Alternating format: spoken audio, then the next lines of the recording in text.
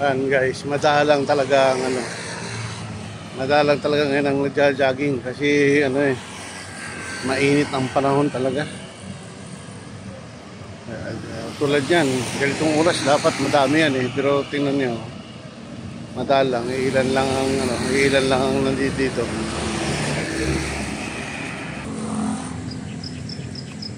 Pero parang bakasyon din yung mga bangka nakatabi lang.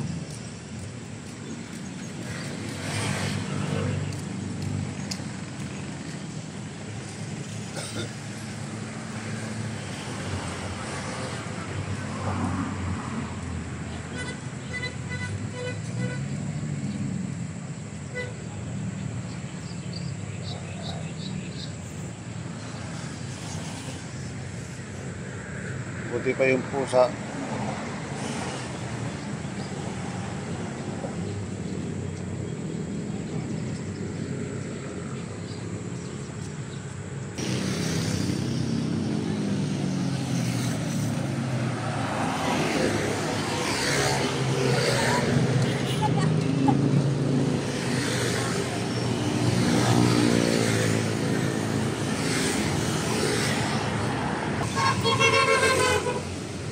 So, pati dito, walang nakatambay. Walang mga customer, wala yung mga nagbabike.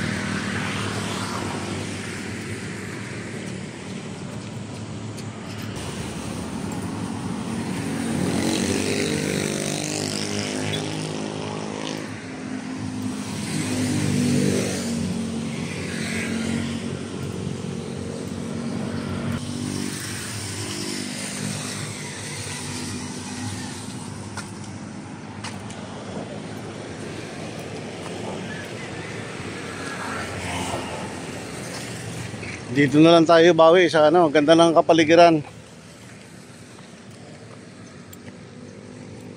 Na ang dating kangkungan ngayon ay tinatambakan. Project ng DPWH, pero balang araw pagiging project pa kaya ng DPWH ito.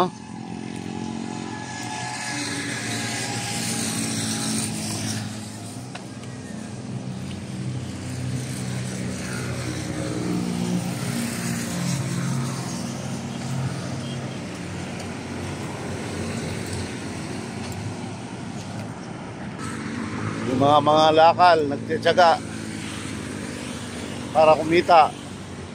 Yung ibang tao diyan ayaw kumilos para kumita. Ang gusto matulog lang.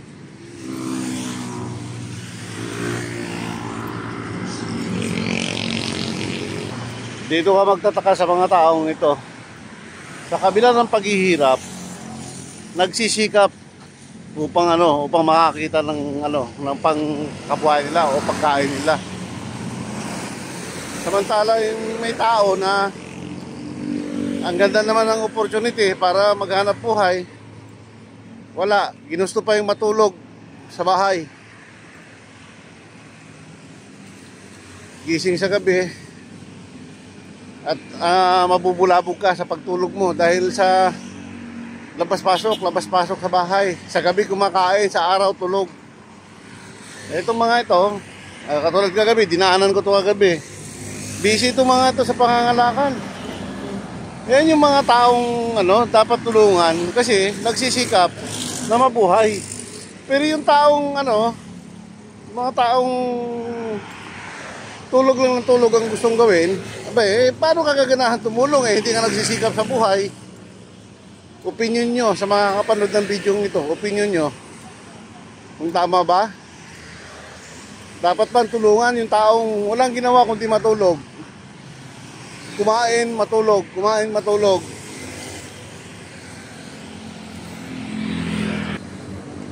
Ito, isa sa mga, siya naman mag-isa ngayon. Wala siya makakita kasama. Ano, wala? Isa takot sa ampon ni kanina eh. Eh, kahapon, nag-iisa lang siya eh. Kahapon? Isa lang wala. Nako, grabe. Pati si Alex kaya, nawala. Wala.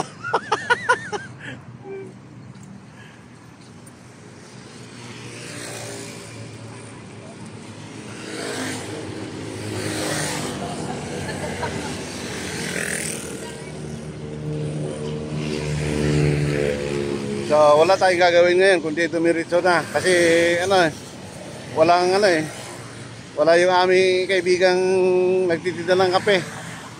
So, diretso na. Para doon na lang, doon na lang magkape. So, thank you for watching guys.